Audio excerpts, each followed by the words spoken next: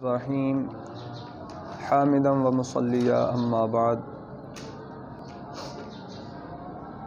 گزشتہ سبق کے اندر ہم نے ہدایت النحو کا مقدمہ مکمل کیا، جس میں ہم نے علم نحو کی تعریف، موضوع، غرض و غایہ، کلمہ کی تعریف، اس کی اقسام ثلاثہ کی تعریفات اور علامات، ان سب کی وجہ تسمیہ پڑھی، کلام کی تعریف اور جملہ کی اقسام پڑھی۔ آج سے ہم انشاءاللہ العزیز مقدمہ کی اقسام ثلاثہ میں سے جو پہلی قسم ہے، اسم کے حوالے سے اس کا آغاز کرنے جا رہے ہیں۔ صاحب ہدایت النحو نے فرمایا وَإِذَا فَرَغْنَا مِنَ الْمُقَدَّمَةِ فَلْنَشْرَعْ فِي الْأَقْسَامِ الثَّلَاثَةِ وَاللَّهُ الْمُوَفِّقُ وَالْمُعِينُ۔ القسم الأول في الاسم وقد مر تعريفه، وهو ينقسم إلى المعرب والمبني، فلنذكر أحكامه في بابين وخاتمة۔ فرمایا کہ جب ہم مقدمہ سے فارغ ہوئے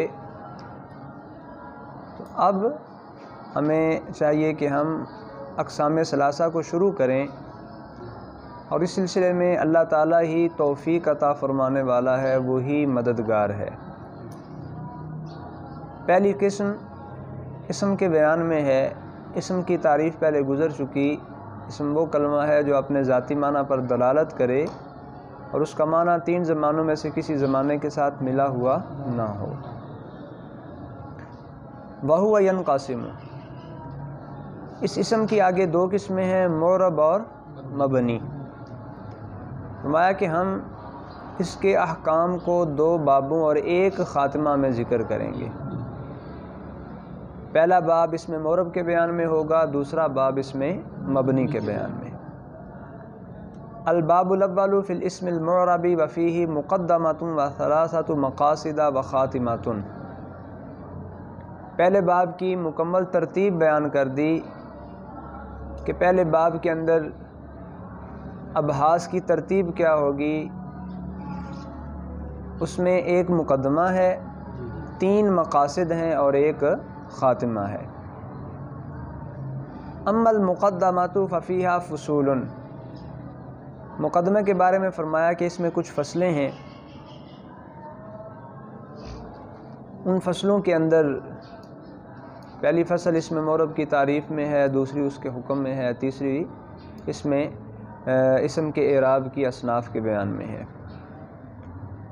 فرمایا فصل فی تعریف الاسم المعرب وهو كل اسم رکب مع غیرہ ولا یشبہ مبنی الاصل عن الحرف والامر الحاضر والماضی، نحو زید فی قام زید، لا زید وحدہ لعدم الترکیب، ولا ہؤلاء فی قام ہؤلاء لوجود الشبہ، ویسمى متمکنا۔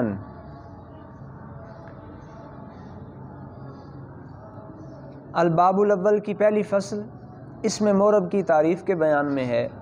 اسم معرب کی تعریف یہ فرمائی، ہر وہ اسم جو دوسرے کلمے کے ساتھ مرکب ہو اور مبنی الاصل کے مشابہ نہ ہو۔ مبنی الاصل کتنی چیزیں ہیں بیان فرما دیں، حرف، امر حاضر اور ماضی، یہ تین چیزیں مبنی الاصل ہیں، اور اس میں معرب جو ہے ان میں سے کسی کے بھی مشابہ نہیں ہوگا۔ اب اس کی مثال بیان فرمائی، قام زید، قام زید میں لفظ زید جو ہے یہ اسم معرب ہے۔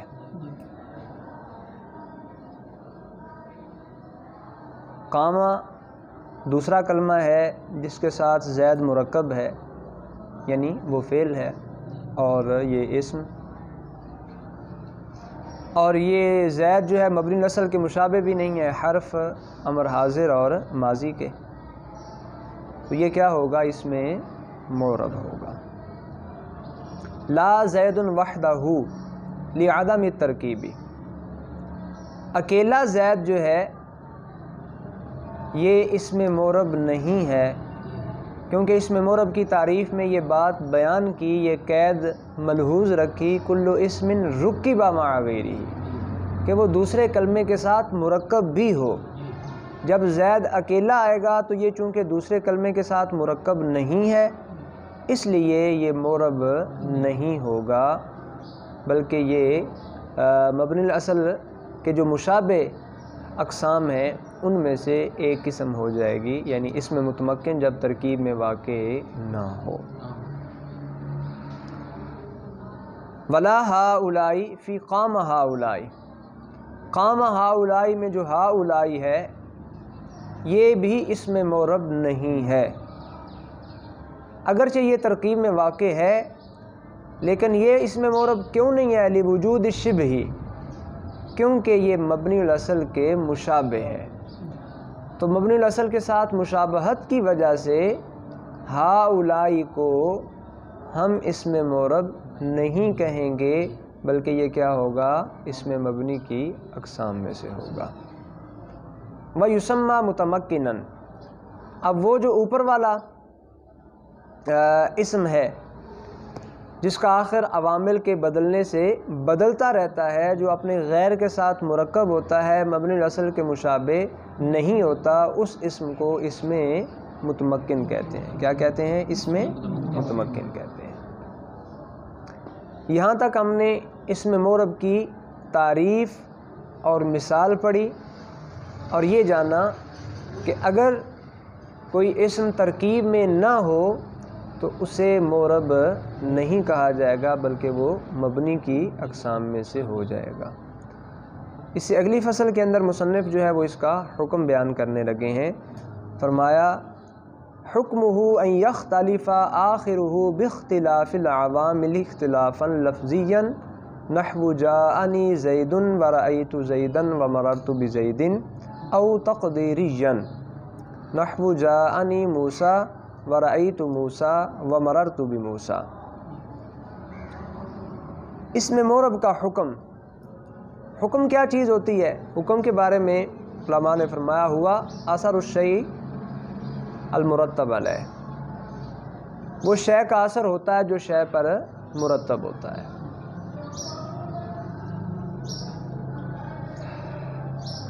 تو یہاں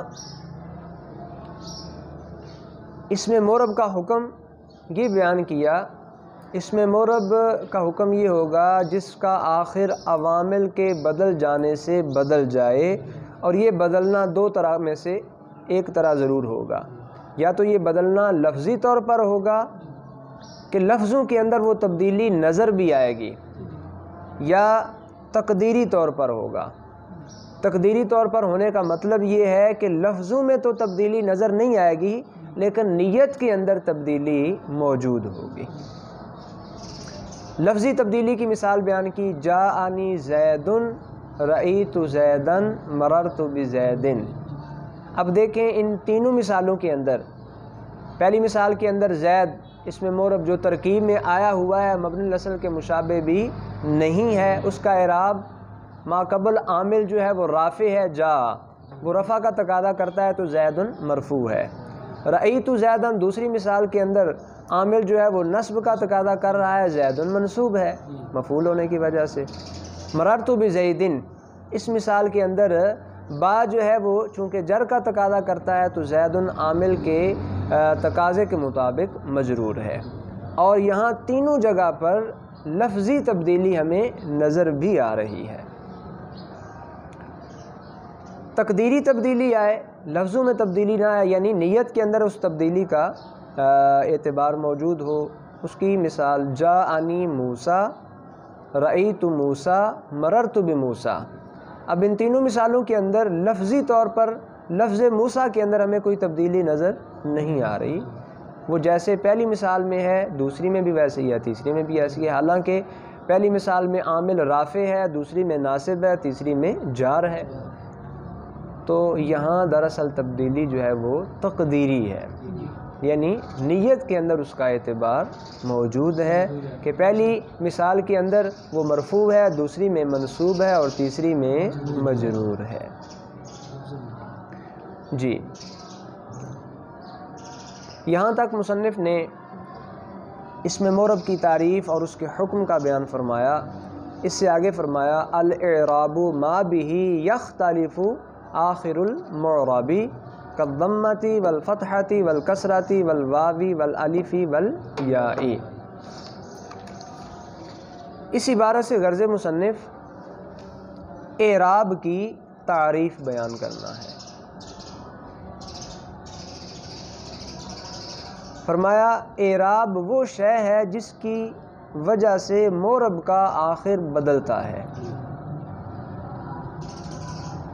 اعراب وہ شے ہے جس کے ساتھ معرب کا آخر بدلتا ہے، جیسے ضمہ ہے، فتح ہے، کسرہ ہے، واو ہے، الف ہے، یا ہے۔ دراصل یہاں ضمہ، فتحہ، کسرہ، واو، الف، یا الگ الگ ان کو ذکر کر کے اشارہ اس بات کی طرف کیا کہ اعراب کی دو صنفیں ہیں، اعراب بالحرکت اور اعراب باللفظ۔ تو ضمہ، فتحہ، کسرہ یہ اعراب بالحرکت ہے، واو، الف، یا یہ اعراب باللفظ ہے، اعراب بالحرف یا اعراب باللفظ۔ وَإِعْرَابُ الْإِسْمِ عَلَى ثَلَاثَةِ أَنْوَاعٍ رَفْعٌ وَنَصْبٌ وَجَرٌ۔ اس عبارت سے غرض مصنف اسم کے اعراب کی اقسام بیان کرنا ہے۔ اسم کے اعراب کی 3 انواع ہیں، 3 اقسام ہیں، رفع، نصب اور جر۔ رفع، نصب اور جر۔ والعامل ما به رفع او نصب او جر۔ اب عامل کیا چیز ہوتی ہے؟ پیچھے ہم نے مثالوں میں کہا جانی زیدن میں جاء عامل ہے، رأیت زیدن میں رأیت عامل ہے، مررت بزیدن میں با عامل ہے۔ اب عامل کیا ہوتا ہے؟ فرمایا عامل وہ چیز ہے جس کی وجہ سے اسم معرب پر رفع یا نصب یا جر آتا ہے، تو جس کی وجہ سے اعراب آئے وہ کیا ہوتا ہے؟ عامل ہوتا ہے۔ ٹھیک ہے۔ وَمَحَلُّ الْإِعْرَابِ مِنَ الْإِسْمِ هُوَ الْحَرْفُ الْأَخِيرُ۔ اب ہمارے سامنے ایک اسم معرب ہے، اس اسم معرب کے جتنے حروف ہیں کیا ہر حرف پر جو اعراب ہے اس کا اعتبار ہوگا یا کسی خاص حرف پر اعراب کا اعتبار ہوگا؟ تو یہاں اسی خصوصیت کو بیان کر رہے ہیں کہ اعراب کا تعلق جو ہے وہ اسم کے آخری حرف کے ساتھ ہوتا ہے۔ محل اعراب جو ہوگا اسم کے اندر جو آخری حرف ہوگا وہ ہوگا، اس کے ماقبل حروف جو ہیں ان کا اعتبار نہیں ہوگا۔ مثال الکلی، ہاں جی، اب یہاں چند چیزیں اکٹھی بیان کی اور ان ساروں کی اب اکٹھی مثال بیان فرمائی۔ نحو قام زیدن، جی، جیسے قام زیدن، فقام عامل وزید معرب والضمۃ اعراب والدال محل الاعراب۔ 4 چیزیں پیچھے بیان کی، کون کون سی بیان کی تھیں؟ اسم معرب، اعراب، عامل، محل اعراب۔ تو اس مثال کے اندر یہ چاروں چیزیں موجود ہیں۔ لفظ قامہ عامل ہے، زید اسم معرب ہے، 14 منٹ کے بھی ہیں، ضمہ جو اس پر نظر آ رہا ہے وہ اس کا اعراب ہے، اور دال جو ہے یہ محل اعراب ہے۔ یہ دوبارہ پھر لگ جاتا ہے۔ وَاعْلَمْ أَنَّهُ لَا يُعْرَبُ فِي كَلَامِ الْعَرَبِ إِلَّا الْإِسْمُ الْمُتَمَكِّنُ وَالْفِعْلُ الْمُضَارِعُ وَسَيَجِيءُ حُكْمُهُ فِي الْقِسْمِ الثَّانِي إِنْ شَاءَ اللَّهُ تَعَالَى۔